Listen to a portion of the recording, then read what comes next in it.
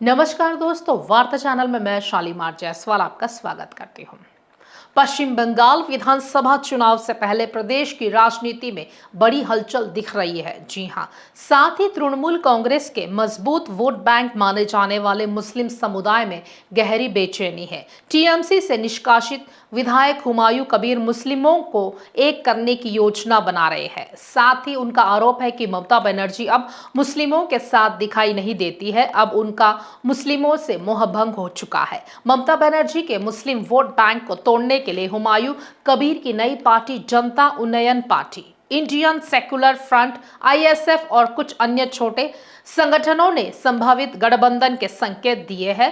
जानकारों का मानना है कि इससे ममता बनर्जी के मुस्लिम वोट बैंक के छटकने की संभावना है। हुमायूं कबीर के एआईएमआईएम के साथ गठबंधन की चर्चाएं जारी है, जिससे मुस्लिम वोट बंटने की संभावना है। यदि यह कवायद सफल होती है तो तृणमूल कांग्रेस के पारंपरिक मुस्लिम वोट बैंक में सेंध लगेगी, जिसका सीधा फायदा भाजपा को मिल सकता है।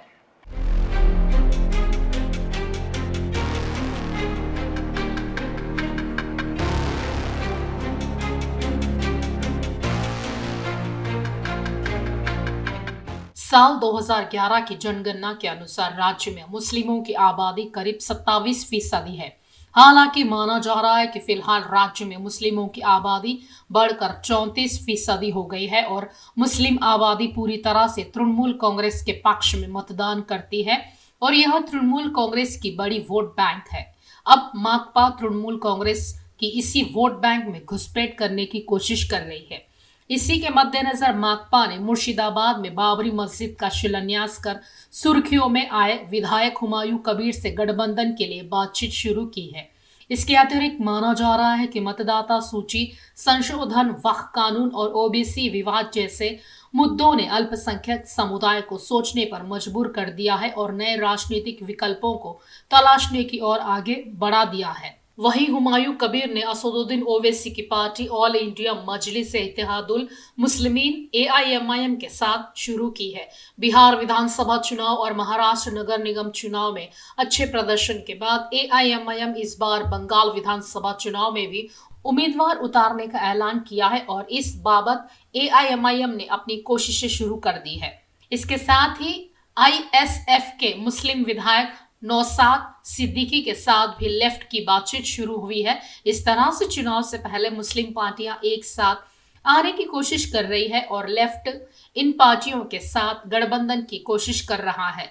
यदि यह कवायद सफल होती है तो मुस्लिम वोट विभाजित होंगे और अंततः इससे बीजेपी को फायदा होगा।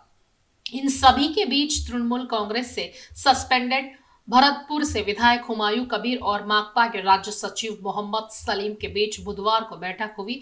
सूत्रों के मुताबिक बैठक के दौरान गठबंधन की रणनीति और सीटों के बंटवारे को लेकर हुई। मूलतः यह बैठक मुस्लिम बहुल जिला मुर्शिदाबाद को लेकर हुई। हुमायूं कबीर ने मुर्शिदाबाद की 22 सीटों में से 6 सीटें माकपा को देने की पेशकश की है। वह कांग्रेस 8 सीटें देने के पक्षधर है।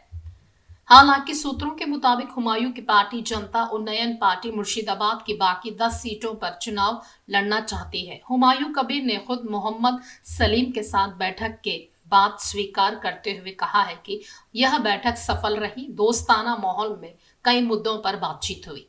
दूसरी ओर हुमायूं कबीर की बातचीत असदुद्दीन ओवैसी की पार्टी ऑल इंडिया मजलिस इत्तेहादुल मुस्लिमीन एआईएमआईएम से भी गठबंधन के लिए शुरू हुई है। ओवैसी से बातचीत के लिए हुमायूं कबीर अगले हफ्ते हैदराबाद जाएंगे। वहां जनता उन्नयन पार्टी के संस्थापक हुमायूं कबीर असदुद्दीन ओवैसी से मिलेंगे। सूत्रों का दावा है कि ओवैसी के साथ 10 फरवरी तक सीटों के बंटवारे का फैसला होने की संभावना है। एआईएमआईएम मालदा और मुर्शिदाबाद की कई सीटों से चुनाव लड़ने का फैसला किया है। असदुद्दीन ओवैसी हुमायूं के साथ मीटिंग में इस बारे में आखिरी फैसला लेंगे। तृणमूल कांग्रेस से निलंबित होने के बाद हुमायूं कबीर ने पिछले दिसंबर में जनता उन्नयन पार्टी नाम से एक नई पार्टी बनाई है। उस समय उन्होंने ऐलान किया था कि वे अकेले 100 से ज्यादा सीटों पर उम्मीदवार उतारेंगे। पार्टी बनने के दिन उन्होंने मंच से कई उम्मीदवारों के नाम का ऐलान किया था और अब वह विभिन्न पार्टियों के साथ गठबंधन की कवायद कर रहे हैं।